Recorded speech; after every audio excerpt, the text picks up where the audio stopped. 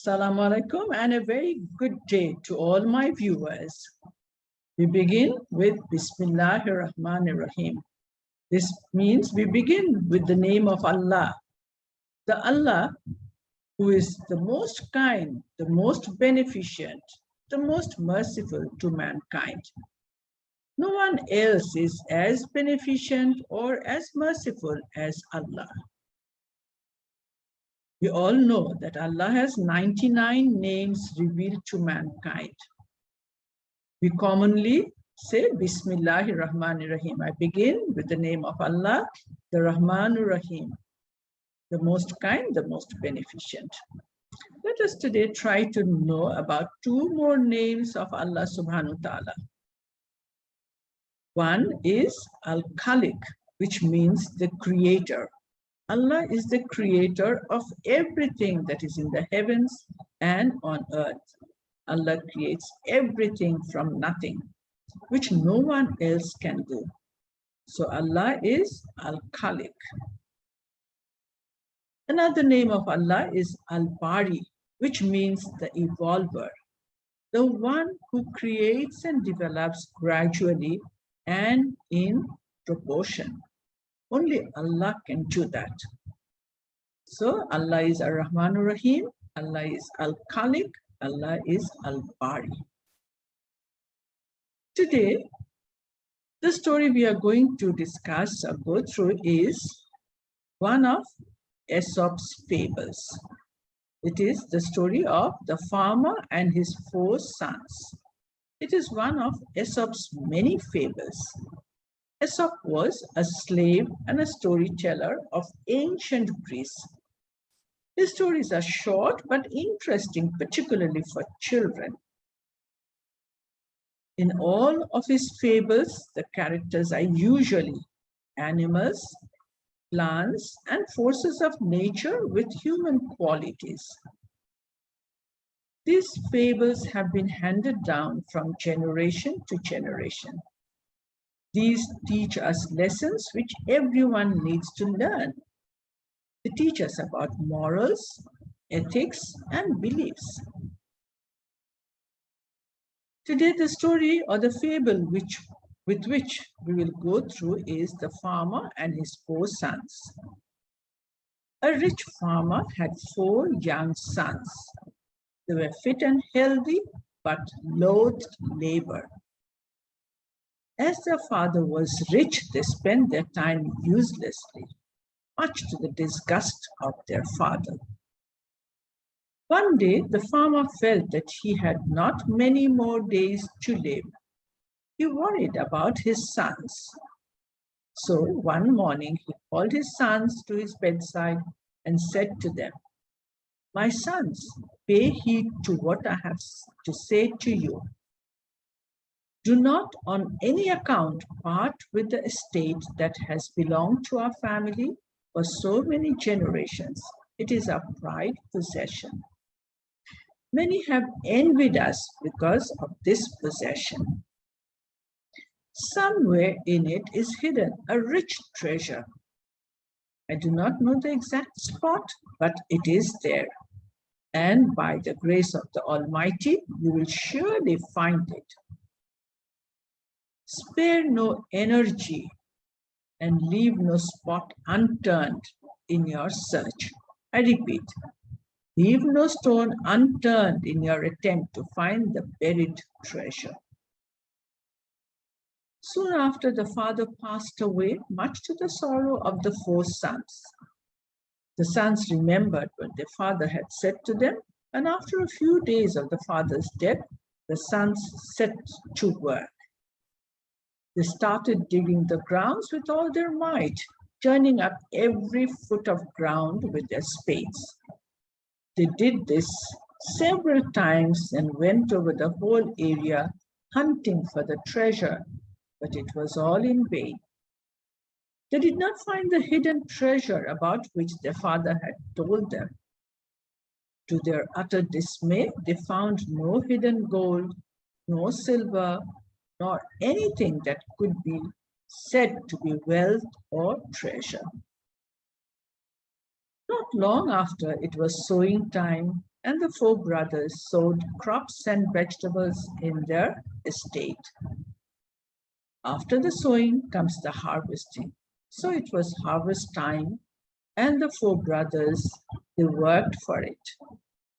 After they had settled their accounts related to the harvest and had pocketed a rich profit, they found out that their harvest and their gains were far greater than that of their neighbors. It was then that they understood and realized what was the treasure their father had told them about. It was the wealth of a bountiful harvest of rich crops.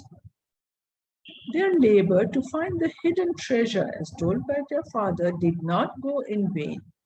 The harvest was the fruit of their hard labor, the fruitful harvest that they had got. They found the treasure in the rich harvest. So from this story, what do we learn? We learn industry itself is a treasure. Hard work itself is an asset. Because the boys worked hard, they got the treasure. It was an asset. Hard labor was the asset that they had invested to get good harvest.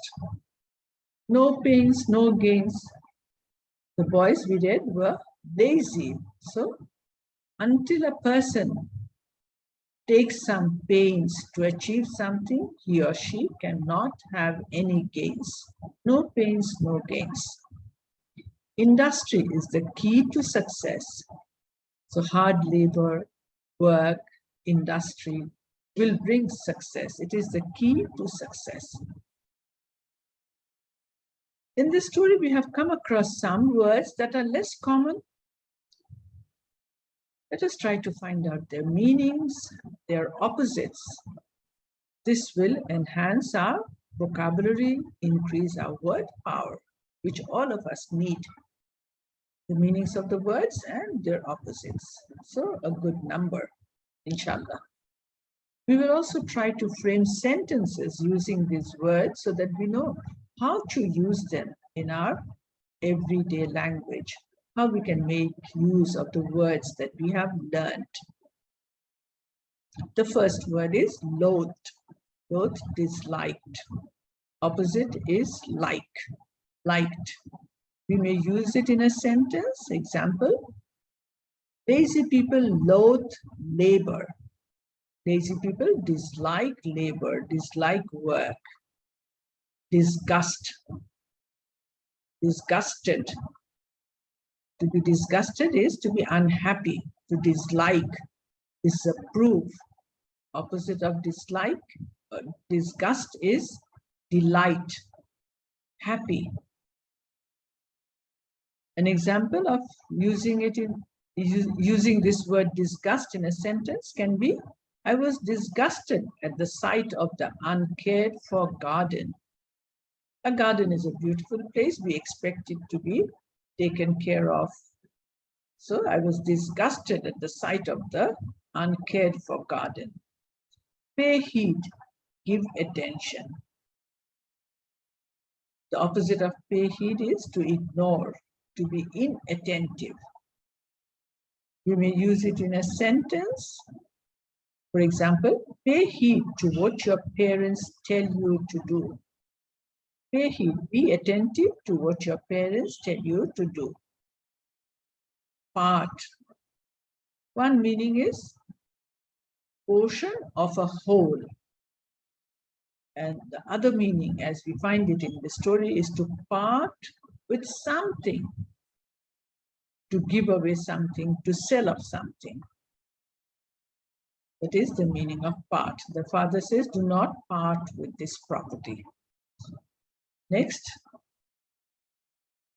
another example can be, do not part with your parental property. An example of using it in a sentence, to part, do not part with your parental possessions. Estate means property. Usually it is land. We may use it in a sentence. For example, the rich farmer left a huge estate for his sons. Envied is the past tense of envy. To envy is to be jealous of someone. We may use it in a sentence.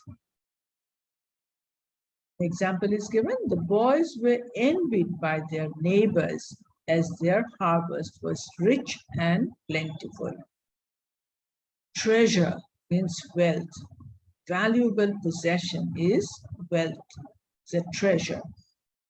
An example of how to use it in the sentence is: the wealth that the children inherited from their father was a huge mansion, a very big house, a mansion. The wealth that the children had inherited from their father was a huge mansion. Next, grace means blessing. The heavy rains after the heat was a grace from the Almighty. Almighty means the creator, the one who has created everything. Almighty, the all-powerful is the Almighty, the creator. We may use it in a sentence. For example, we pray to the Almighty for all our needs. We ask the Almighty for all our needs.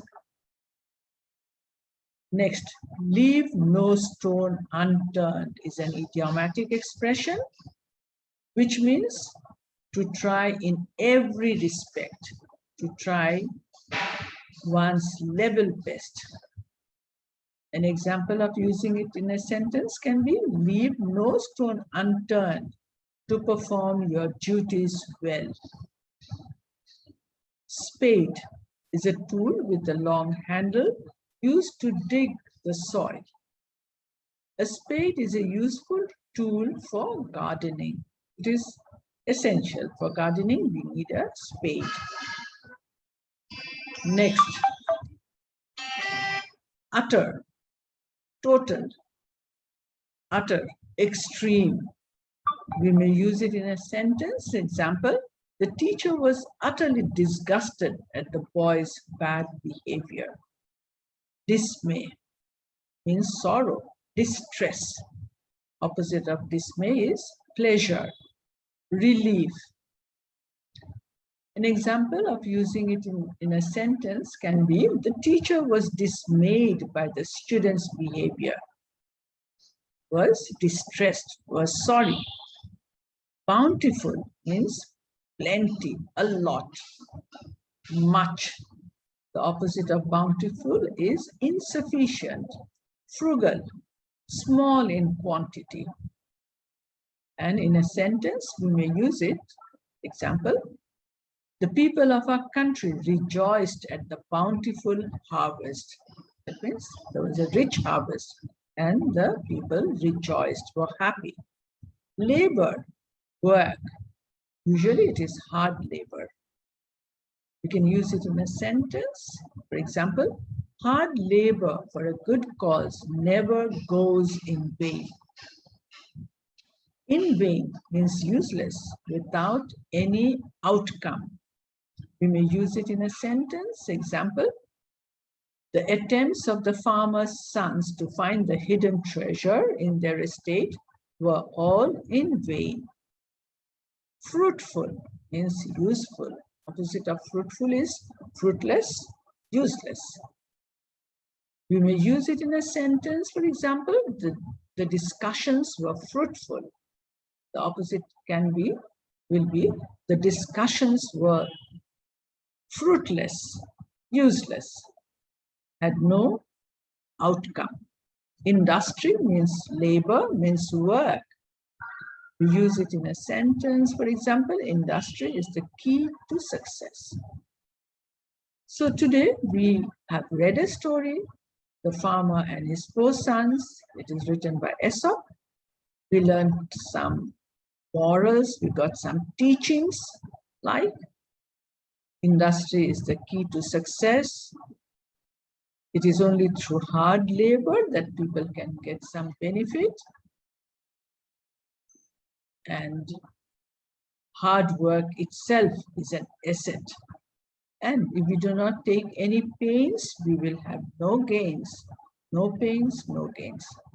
We also discussed about some words which are a little uncommon, not very common in our everyday vocabulary.